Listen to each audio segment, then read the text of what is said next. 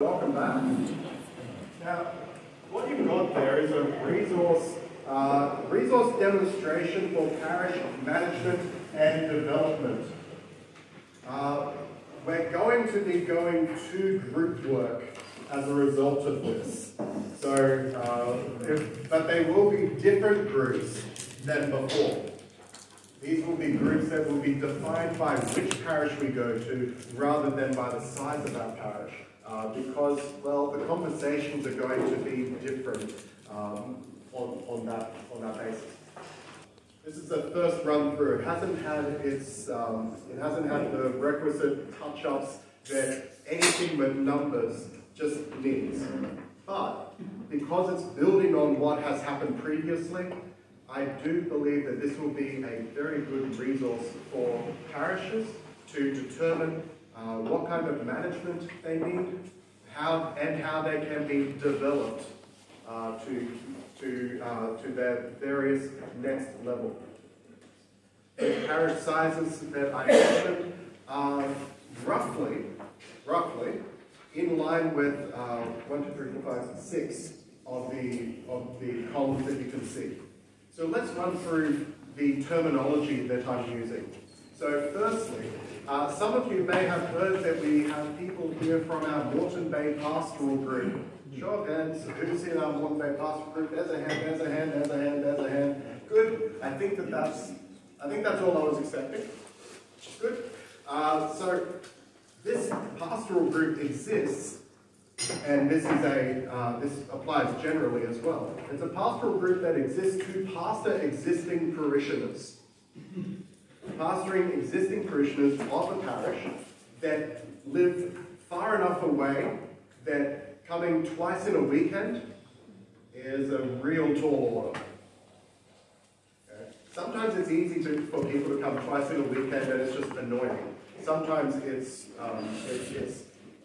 easily done, but there's other commitments. That's another matter. But if your drive time is in the hour mark, then well, that's a real long time to be in a car. Sydney people may disagree, but that's 2 kilometers.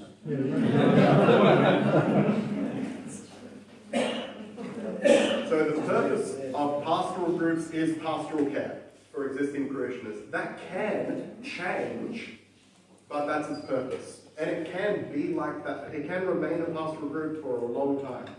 At what point does this group start being a new community, a new mission? At what point do they start being a separate congregation? And the precisest answer is probably flexible, and that's okay. But some structure around that, I think, is very, very helpful. We like structures, we like scaffolding. It's difficult to get to build if you don't have the right scaffolding, quite literally. So that's where we would say this is a dependent congregation. This is a separate congregation. It's separate geographically. If you're following that particular trajectory, it's geographically separate. This is quite different from the 2 liturgies in 1 parish building concept that we have. There's some similarities, but not very many. This is geographically separated, but clearly a dependent congregation. It's under the same rector. It's probably going to have basically the same atmosphere, the same what's the technical term, vibe as the originating parish. Then you get a little bigger. Things grow a little. You start growing into yourself. That's what we're terming a dependent community. Not just a congregation. Congregation congregates and then disperses. A community has something ongoing to that. And then from a dependent community to a diocesan community. That's where you start. That's equivalent to what we have right now as St. Imya Orthodox community. And then after that, diocesan mission. Now, I'm going to talk later on about why I think that mission is a problematic term in Australia, Some of you will already guess what I'm talking about, but I won't steal my own thunder because that's a really dumb idea. But we're going to call it diocese and mission because that's the currently accepted vocabulary. That's where, so you've gone from community, you're a bit bigger now, you're like a sub-parish, and that's generally what we call a mission. And from there, a parish, but not established. And that's why it's termed developing parish. So developing parish and then an established parish.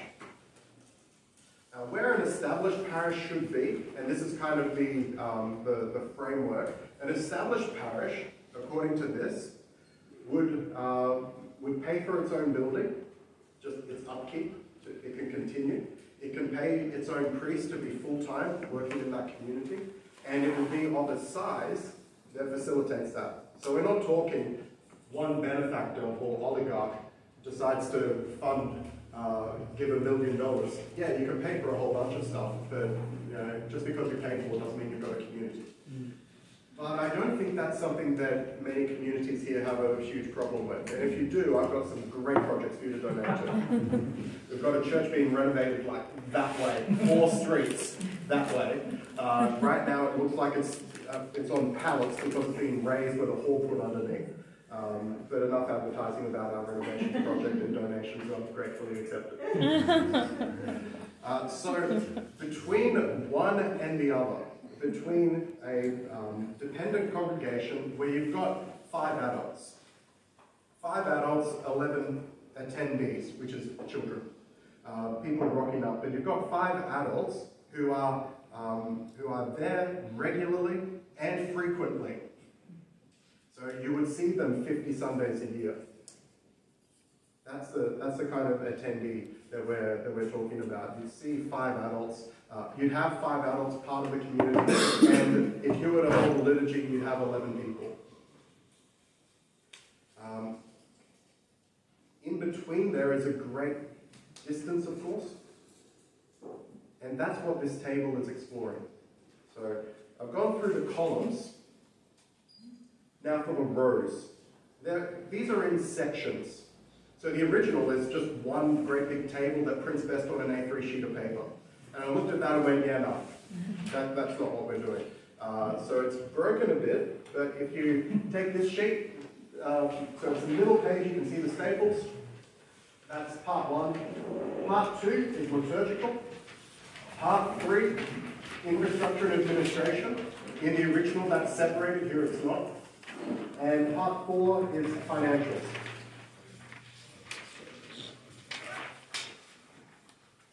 The name, of course, what's in a name, but it is useful to use the same word when talking about the same thing. When we say a parish, what do we actually mean by a parish? Right now the answer is because the edict establishing this community says it's a parish. Which doesn't mean much. It doesn't communicate something beyond this is the word we chose. What made it a mission, what made it a community, and so on. So this does give a bit of formalization to that. How many people are in attendance? Because that looks at what resources do you have. A parish where there's 20 adults will be able to do a number of things. They won't be able to do everything, but they can do a number of things, and do a number of things really well. Whereas a parish of 4 adults, well, firstly, let's not call them a parish. A community congregation of 4 adults, well, you better hope one of them's the candle desk, and one of them's the chorister, and one of them's the server, because you've got no choices. Local responsibility, so who's doing what? Is this, I've seen where services have been drive in, set up, drive out, which is fine as far as it goes. It's not building, it's not passing on local knowledge. It's not passing on knowledge to people who are locals.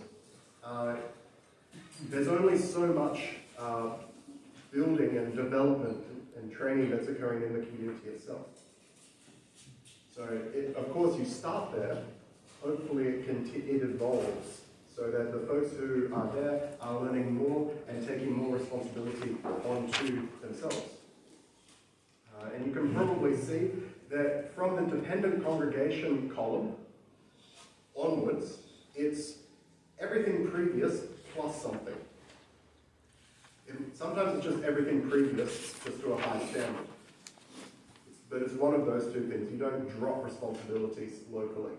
You take responsibility from the sending parish. How long will a community be in a given stage? Well, those markers are based on, I think it's between 5 and 10% growth over time, which is a very, very rough, dart thrown in the board kind of guess. But 2 to 4 years, I think, is not unreasonable. But we'll see what time tells. Over the page to liturgical. That's something about the time. I understand what you mean by the growth in, but are we thinking of these times as targets? Yeah. We should think, if we have one of these, we should be able to get to there. We should aim to get to there. Sure, sorry, yes. There's a saying that you're probably familiar with, Father, by Peter Drucker, that what gets measured gets managed. When you have things to aim for, then you're more likely to get it. When you have times, you can structure around that and say, well, if we're wanting this change to happen, we've got to make these things, we've got to do these things. And sometimes you go, you know what, we don't actually want change to happen that quickly. Well, that's fine. But no one's disappointed when you're aiming a little less because you want less change. Does that make sense? Yeah. Cool. I'm assuming, by the way, that that's a lot of people who are focused on the book rather than nodding at me when I say that makes sense, because I really need that feedback. So that all makes sense, everyone, right? Yes. Liturgical. So you've got your rector of your sending community, who's probably going to be the administrative boss for quite some time, but you do want to be going towards the local people being able to lead services. That's going to take a little while. We're not rushing people or pushing people into something that they're not ready for, but it is something that needs to be considered. Local liturgical personnel is a little easier, and that's part of that growth and development. So initially, you probably don't need someone, but well, someone needs to take care of liturgical utensils. Someone needs to be leading prayers. Someone needs to be leading prayers when the priest isn't there, particularly if you're quite at a distance from another church. What do your services look like? What frequency are you able to sustain? And if you're within driving distance but it's difficult, that's very different to you're not even within driving distance. You're more than a couple of hours away, for instance. You're in Woolloongabba, just past the Black Stone. Very different thing. So what do regular services look like? And you can see that there's a progression from dependent congregation through to established parish. What local education there is, which is a little bit odd one out because it's in liturgical, but ignore that just for a moment, please, because I couldn't fit it in anywhere else. So initially, that will probably be informal. You've got a small enough community that you can do a lot of the teaching just sitting around a table. As time goes on, you might want a Sunday school. You're probably going to want catechism. You may want a Bible study, depending on the needs of the community, depending on the needs of the people that are in front of you. And what is the time commitment of the priest who is coming in? Because it's not nothing. What is that time commitment? Well, I'm not sure if I got it right, and you can see that the time commitment changes from month to fortnight to week as progression goes on. And one of the positives about having local clergy is the travel time goes down, even as the pastoral responsibilities probably increase. How are we for liturgical? All makes sense, all seems to be written down. Nothing curly in there. Sure. Next page. Oh, sorry. Just confirming, full-time is 24/7. Sorry? Full-time is 24/7. Full-time is 24/7. So you're not doing another job. You're not doing another job. Yeah, of course, yeah. Infrastructure and administration. That's over the page. Should be hosts should be the top left cell if that's what you're looking at. So that starts off with your greeter will be your candle desk. Your candle desk will be your greeter because you don't have that many people to go around. As time goes on, all the way up to an established parish, you may well have a deputy rector, deputy warden. You may well have a bunch of people who can look after the candle desk and a couple of secretaries for that matter. So all the way from A to Z. But when you're looking at that dependent congregation line, you're basically looking at one person has probably got a massive span of stuff that they look after. They also don't have to go very deep, mile wide, inch deep for responsibilities. So it does kind of work together. In that case, your warden, secretary, treasurer combination is just the one who looks after the building, makes sure that it's tidy, organizes things with the priest, and deposits the check. Whereas at a established parish, each one of those roles is its own full volunteer load. What building do you have? This will be a fun one, because this is the expensive one, the really expensive one. So, and that runs the GNU from a home or a rented venue all the way over to a place of worship that has its own hall and it's owned. It's not even mortgaged, owned, it's theirs. External oversight will change, and that will be gradually more independence as the community gets more able to sustain itself. The local governance, so in an established parish, you've got your parish council. How does that look in a dependent congregation? You probably just have the one person, because it's all done, you've got every single parishioner and you can video call them in a WhatsApp call. And they're wildly different extremes on that one. And the bylaws. So you can see proposed on top of most of them, but the general idea is maybe not all institutions need the full normal parish bylaws. Questions before we move to financial? Yes? It's too detailed, but what's the difference between a rector and a warden? Not detailed at all. In the same way that secretary and treasurer are different, warden and rector are different. Your warden is your facilities and infrastructure and usually operations manager. Your rector is your priest. The priest with spiritual responsibility for the community. So an assistant priest, not a rector. An assistant priest does part of the rector's role on behalf of the rector. Next page is the financials. Now you can see in the pastoral group, the whole thing is not applicable. Why? Because you're all part of the same parish. So there's no distinction between are you in the pastoral group. There's not even a bank account envisaged at that particular point. But a dependent congregation, well, that's the start. That's the start of something new. And there's real expenses. Now, what usually happens is that these are absorbed.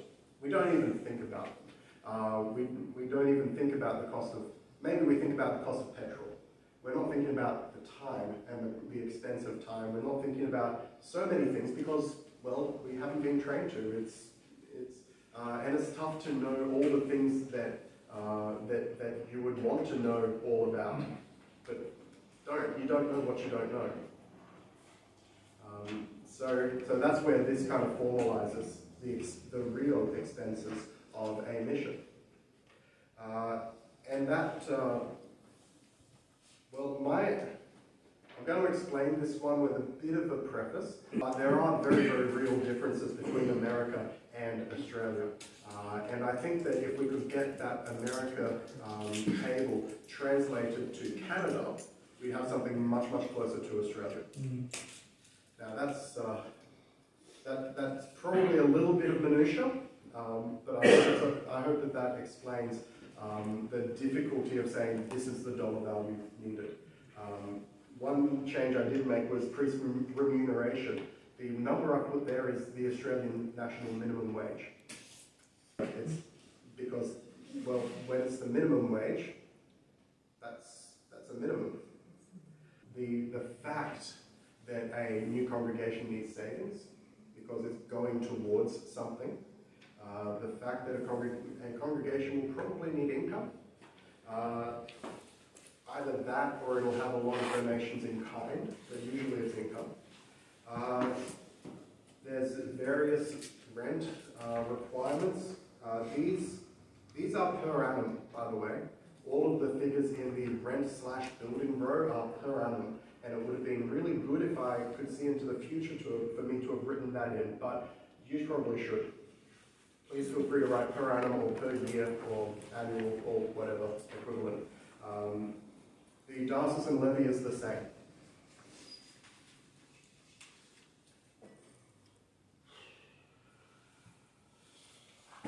Questions on financials? Yes?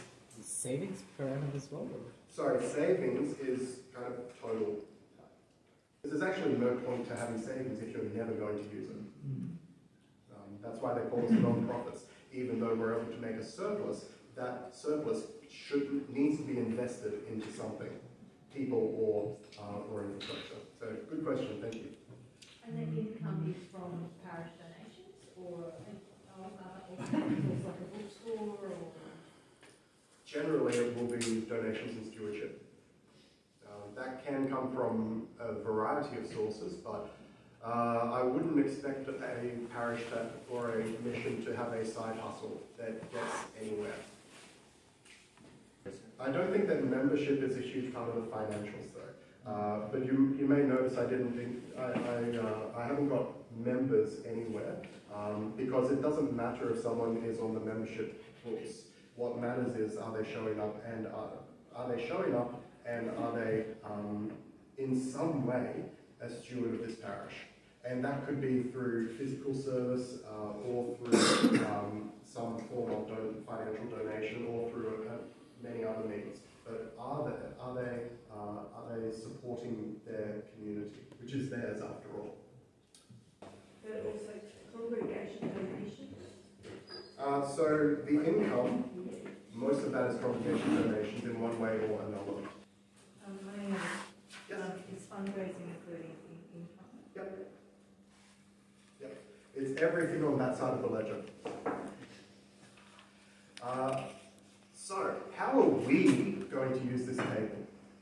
What we're going to do with this is, firstly, a self-assessment. What does my parish look like? Where does my parish fit in on this? It's probably best that we do the parish that we are presently attending. Do we have, on a typical Sunday, do we have like 60 attendees or 28 adults plus? And I know that it's going to be a bit hit and miss. For the local parishes here, I can tell you roughly what the number is. For everyone else, you're just going to have to guess, sorry. And the anticipated minimum time, don't worry about that, but most of the other ones, you're able to do. Do we do catechesis, do we do Bible study? And just go through and circle. Whereabouts are we on this particular chart?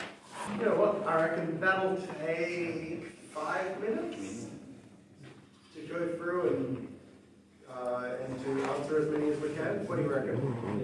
Yeah. All right, and your time starts